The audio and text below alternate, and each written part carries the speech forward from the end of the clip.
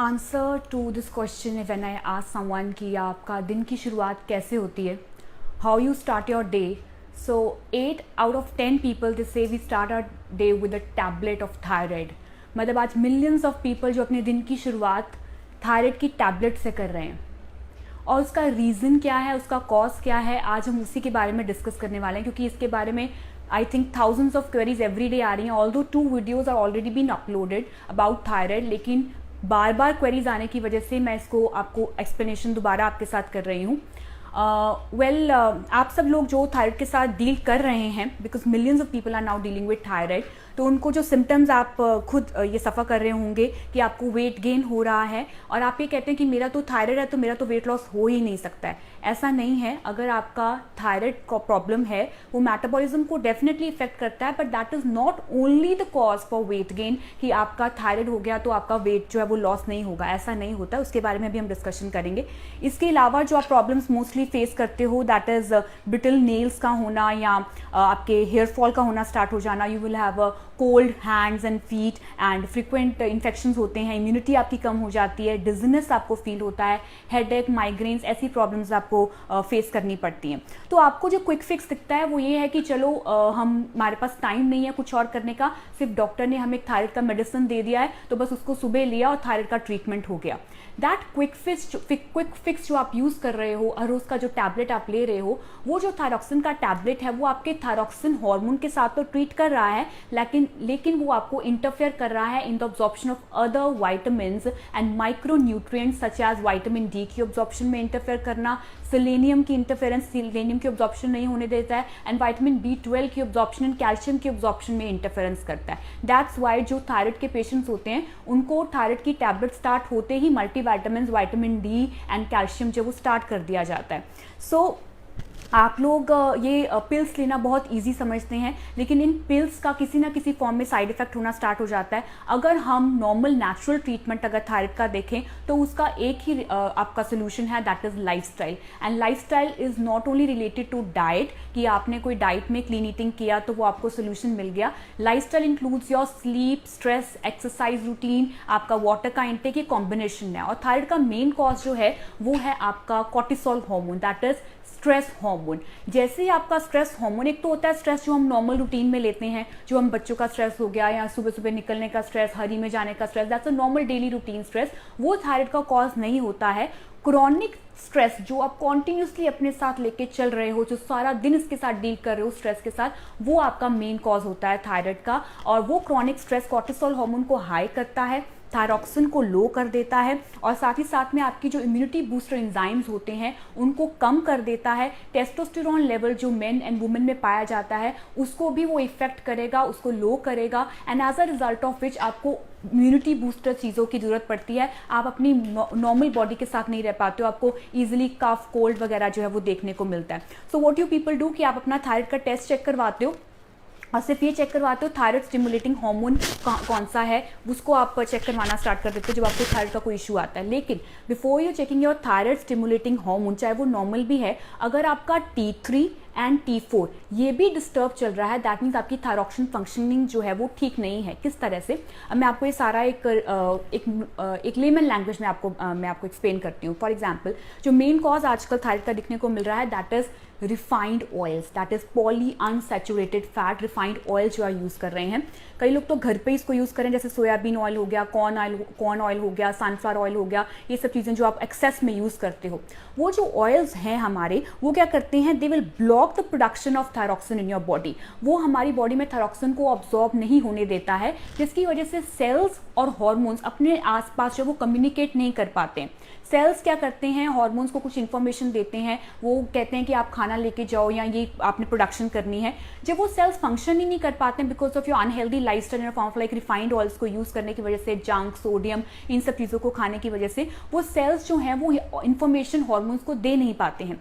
And as a result of which वो thyroxine जब work नहीं कर पाता है, हमारी बॉडी में जो है वो oxygen supply in a form of like कि हमारी बॉडी जो है वो ब्लड सर्कुलेशन जो है वो ठीक नहीं कर पाती है, और इसीलिए आपका कोलेस्ट्रॉल लेवल जो एकदम से हाई हो जाता है। आपने देखा होगा कि आपका कोलेस्ट्रॉल हाई होता है, आपने थायराइड चेक नहीं करवाया, डॉक्टर को दिखाया कि कोलेस्ट्रॉल हमारा हाई हो गया, डॉक्टर ने कोलेस्ट्रॉल का मेडिसिन स्टार्ट कर दिया। लेकिन इंस्टेड ऑफ दैट पिल कि आप कोलेस्ट्रॉल का मेडिसिन स्टार्ट करें, प्लीज पहले अपना थायराइड चेक करवा लीजिए। वाई? बिकॉज अगर आपका थायराइड डिस्टर्ब हो गया है, उसकी वजह से आपकी ब्लड सर्कुलेशन जो है वो इंटरफेयर हो गई है, आपका कोलेस्ट्रॉल उसकी वजह से हुआ है। तो अगर आप थायराइड को फिक्स कर लेंगे तो आपको कोलेस्ट्रॉल का मेडिसिन लेने की जरूरत नहीं है। इसी तरह से हमारा जो अगर आपका T3 और T4 डिस्टर्ब है और TSH आपका डिस्टर्ब नहीं है, क्योंकि T3 और T4 क्या करते हैं, T4 help in the conversion of T3 and that help in the conversion of fat into energy. मतलब आपकी बॉडी में जो फैट पड़ा हुआ है वो एनर्जी में कैसे कन्वर्ट होगा, अगर आपका ये थायरॉक्सिन हार्मोन जो है वो नॉर्मल आपका वर्क कर रहा होगा। अगर आपकी बॉडी में थायरॉक्सिन हार्मोन वर्क नहीं कर रहा है तो T4 जो है वो T3 को कन्वर्ट नहीं कर पाता है, मतलब फैट कन्वर्जन पावर जो है वो कम हो जाती है, दैट्स वाई आपका वेट गेन होना स्टार्ट हो जाता है। इसीलिए अगर आपका थायराइड स्टिमुलेटिंग हार्मोन नॉर्मल है तो अपना T3 T4 भी आपने पूरा प्रोफाइल चेक करवाना है, कहीं वो डिस्टर्ब तो नहीं है जिसकी वजह से आपकी फैट बर्निंग कैपेसिटी जो है वो कम हो जाती है। मतलब आपका thyroxine because of your poly unsaturated fat, refined oil, because of your unhealthy lifestyle, junk food, sodium rich food, उसकी वजह से आपका क्या इफेक्ट हुआ, that effects your fat conversion power आपकी इफेक्ट हुई, क्योंकि ऑयल ने ब्लॉक कर दिया सब चीज़ों को, ऑयल ने इंफॉर्मेशन प्रोवाइड नहीं होने दी, ब्लड की सर्कुलेशन प्रोवाइड होने नहीं दी, जिसकी वजह से आपकी बॉडी में फैट बर्निंग कैपेसिटी जो है वो कम हो गई। और इसी तरह से हमारे हार्मोन्स जो हैं वो वर्क नहीं कर पाते हैं, दैट इज़ वाई आपका मेंसेस डिस्टर्ब हो जाता है, आपका ईस्ट्रोजन जो है वो हाई हो जाता है, प्रोगेस्टेरॉन जो है वो लो हो जाता है, और as a result of which आप you start having the problem of disturb menses, आपके मेंसेस स्किप होने स्टार्ट हो जाते हैं, फिर आपको एक सिम्टम लगता है कि मेरे हार्मोन्स डिस्टर्ब हो गए हैं, तो दैट्स अनदर कॉज की जो हार्मोन डिस्टर्बेंस में आता है। एंड अलॉन्ग विद दैट आजकल जो मिथ चलता है, मतलब मोस्टली ये देखा गया है कि हम कहते हैं कि किसी फॉर फैमिली रिलेटेड टू आपका कॉलीफ्लावर है, कैबेज है, ब्रोकली है, इन सब चीज़ों को हमें थायराइड में नहीं लेना चाहिए। यस, नहीं लेना चाहिए, बट अगर आप इसको इन सल्फर रिच और किसी पर फैमिली को अगर आप कुक्ड करके, स्टीम करके, सॉटे करके इसको कुकिंग कर लेते हैं तो वो हमारे थायराइड की फंक्शनिंग में इंटरफेरेंस नहीं देता है।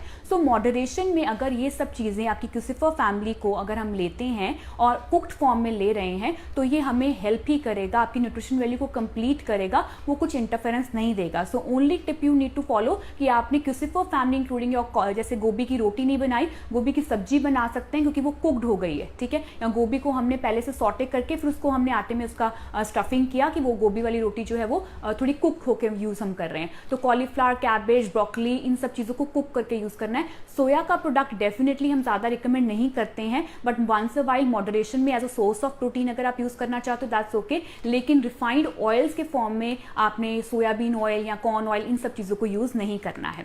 एंड अब हम इसका सोल्यूशन देख लेते हैं कि क्या सोल्यूशन हो सकता है। वैसे तो मैंने हर वीडियो में कहा है कि कोरिएंडर सीड का पानी जो है दैट्स रियली हेल्पफुल। कोरिएंडर के लीव्स या कोरिएंडर का जो सीड्स होते हैं 1 टेबलस्पून आप सोक करके रात को एंड बॉयल करके छान के इसका पानी आप सुबह ले सकते हैं। जो काफ़ी लोगों ने इसको यूज़ किया, उसको हेल्प भी मिला है। लेकिन एक बहुत अच्छा जो सोल्यूशन जो हमें आजकल के लाइफस्टाइल में मिला है वो है coconut oil, that is raw virgin coconut oil. Raw virgin coconut oil जो कोल्ड प्रेस्ड होता है, क्योंकि आजकल market is flooded with refined oil, और क्योंकि उनकी इतनी ज़्यादा मार्केटिंग हो गई है तो हमें वो लगता है कि that's a good option to opt for, क्योंकि वो हार्ट रिलेटेड है या बहुत अच्छा हेल्दी है। लेकिन कोकोनट ऑयल जो है that's really helpful to your for your metabolism also, कि ईजिली मेटाबोलाइज होता है, वो रेंसिड नहीं होता है जल्दी। अगर आप इसके 2 से 3 चम्मच जो है पूरे दिन में अगर आप यूज़ करते हो that is really helpful for treating your thyroid. And आपका ये जो कुकिंग में आप इसको यूज़ कर सकते हो कोकोनट ऑयल को। कुकिंग में इसकी स्मेल नहीं आएगी, क्योंकि नॉर्थ इंडियंस को मोस्टली लगता है कि कोकोनट ऑयल की स्मेल आती है, तो आप इसको कुकिंग में यूज़ करोगे तो स्मेल नहीं आएगी। अगर आप इसको एज सच खा सकते हो तो वो भी अच्छी बात है, या बॉइल्ड वाटर में भी कई लोग जो है वो कोकोनट ऑयल जो है वो मिक्स करके जो है वो ले सकते हैं। So that's a very good solution for your thyroid के लिए। अगर आप इसको कॉन्टिन्यूसली यूज करेंगे तो वो आपको हेल्प करेगा। एंड अलॉन्ग विद दैट मैंने आपको सिलेनियम की बात की थी, तो सिलेनियम की एब्जॉर्प्शन पावर जो है वो कम हो जाती है, तो आप इसके साथ सिलेनियम का टैबलेट या सप्लीमेंट जो है वो स्टार्ट कर सकते हैं। वैसे selenium is very much found in nuts में, सीड्स में, पंपकिन सीड्स में, सनफ्लावर सीड्स में, इन सब चीज़ों में जो है वो पाया जाता है. So at the very end I want to give you conclusion about thyroid के बारे में कि thyroid is not the problem जो रिवर्स नहीं किया जा सकता है. अगर आप इसको लाइफस्टाइल के साथ, lifestyle in the sense of like अगर आप हर रोज़ का रूटीन जो है वो अच्छा एक्सरसाइज का रखते हैं, जिसमें आपका योगा एक्सरसाइजेज इंक्लूडिंग और नेक एक्सरसाइजेज आ जाती हैं, अगर आप वो करें, अलॉन्ग विद दैट अपनी ब्रीदिंग एक्सरसाइजेस को इंक्लूड करें, एंड आपका स्लीप अगर प्रॉपर होता है, अगर आप बॉडी को रिपेयर करने का टाइम जो है वो देते हैं, क्योंकि रात के टाइमिंग पे भी आपके हार्मोन्स जो हैं